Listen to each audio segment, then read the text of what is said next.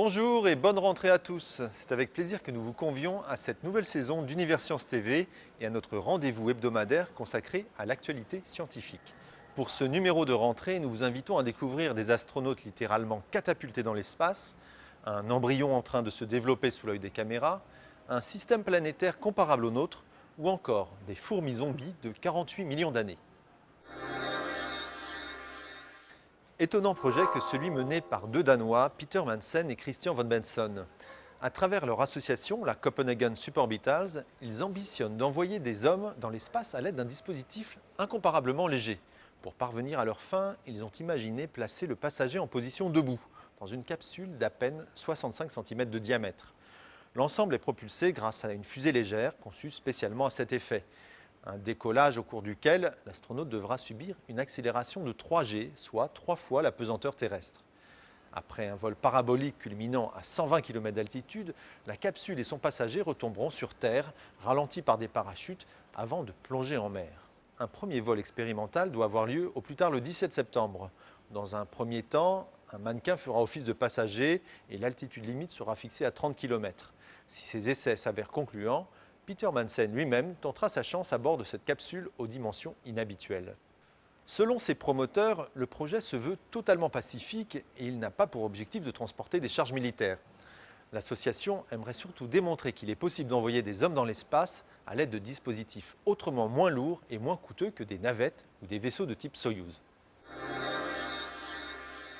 Filmer les premiers instants de la formation d'un embryon, c'est l'exploit que vient de réaliser une équipe franco-espagnole en utilisant une technique d'imagerie inédite qui ne nécessite l'usage d'aucun marqueur et qui, de fait, ne perturbe pas le déroulement de l'embryogénèse.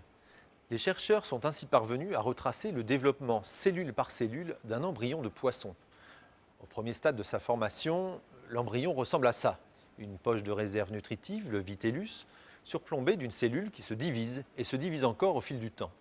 C'est cette partie que les chercheurs ont passée à la loupe, ou plus exactement au laser.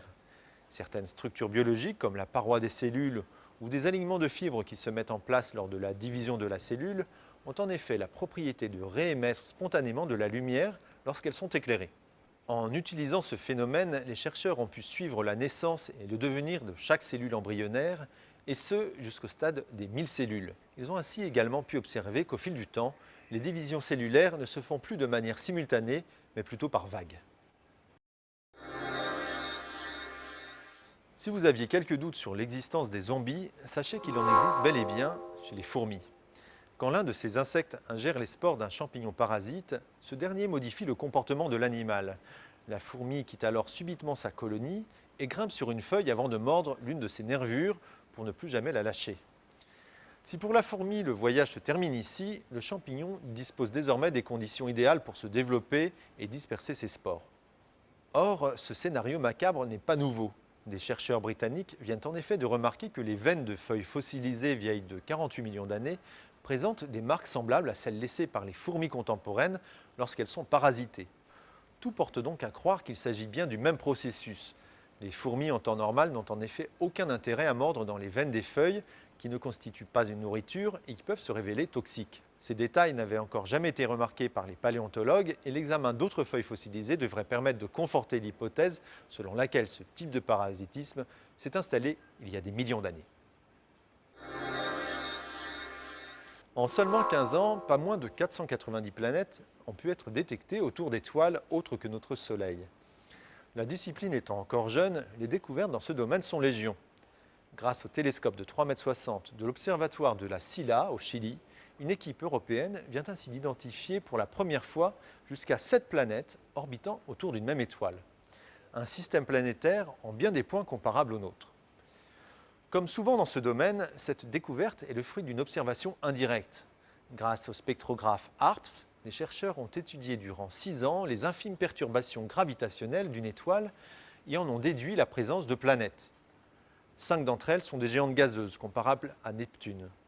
La présence de 2 autres planètes reste à confirmer, mais l'une d'entre elles pourrait être la plus petite planète connue à ce jour, avec une masse à peine supérieure à celle de la Terre. Cette découverte, ainsi que quelques autres très récentes, fait basculer la discipline dans une nouvelle ère, celle de l'étude de systèmes planétaires complets, qui va permettre d'en savoir un peu plus sur la formation de notre propre système solaire. Comment se comportent deux fluides, de l'huile et de l'eau par exemple, lorsqu'ils sont en contact? La mécanique des fluides permet de répondre à cette question. Mais des chercheurs de l'Université de Californie à Santa Barbara se sont attelés à améliorer les modèles existants. Application concrète, la marée noire qui sévit dans le golfe du Mexique. Leur nouvelle approche permet de prédire précisément l'évolution de la nappe de pétrole sur une période de 5 jours en apportant des informations sur la vitesse des flux, la température et la salinité.